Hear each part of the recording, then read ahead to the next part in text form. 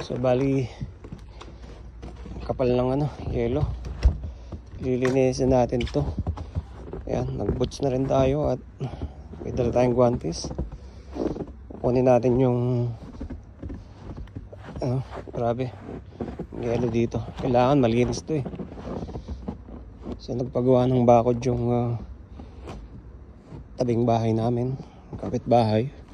So ginawang bakal na pang matagalan. Bali yan dun, kahoy. So itong gagamitin natin. Lilinis tayo.